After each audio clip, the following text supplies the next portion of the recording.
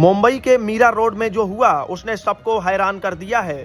दो गार्ड्स अपनी ड्यूटी कर रहे थे, तभी एक शख्स वहां आता है और कुछ ऐसा पूछता है जिसके बारे में किसी ने सोचा भी नहीं था।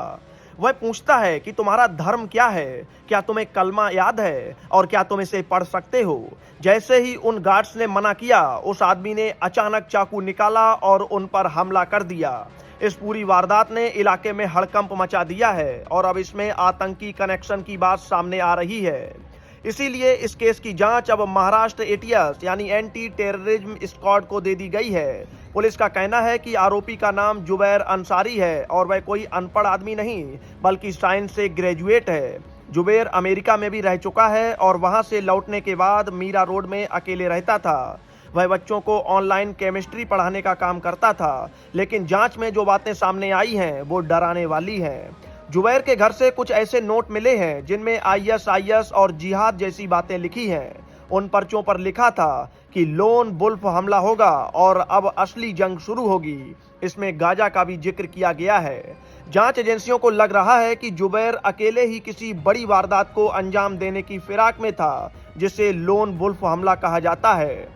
यानी ऐसा हमला जिसमें कोई एक शख्स चुपचाप खुद को तैयार करता है और अचानक हमला कर देता है। शुरुआती जांच में पता चला है कि जुबैर शायद इंटरनेट पर कट्टरपंथी वीडियो देखकर भटक गया था। वह सोशल मीडिया और मैसेजिंग ऐप के जरिए ऐसी चीजों के संपर्क में आया जिसने उसके दिमाग में नफरत भर दी।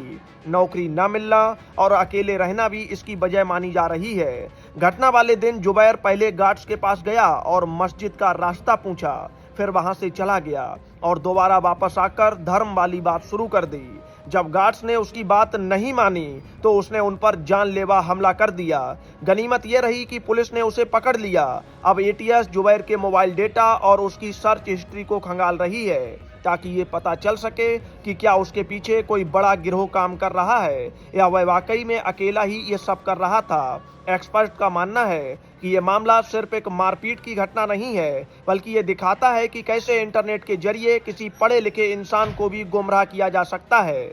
मीरा रोड जैसे भीड़ भाड़ वाले इलाके में ऐसी घटना होना एक बड़ा खतरा है। आने वाले दिनों में एटीएस इस मामले में कई बड़े खुलासे कर सकती है, क्योंकि अभी तक ये साफ नहीं है कि जुबैर का अगला निशाना कौन था। फिलहाल पुलिस और एटीएस की टीमें जुबैर के पिछले रिकॉर्ड और उसके दोस्तों के भी बारे में जानकारी जुटा रही हैं ताकि पूरी साजिश का पर्दाफाश हो सके। इस घटना ने सुरक्षा व्यवस्था पर भी सवाल खड़े कर दिए हैं और लोग अब डरे हुए हैं। सरकार का कहना है कि किसी भी शख्स को बख्शा नहीं जाएगा और इस साजिश की तह तक जाया जाएगा। जुबैर अब पुलिस की गिरफ्त में है और उससे लगातार पूछताछ जारी है ताकि सच्चाई सामने आ सके। Bureau report, Bharat update dash.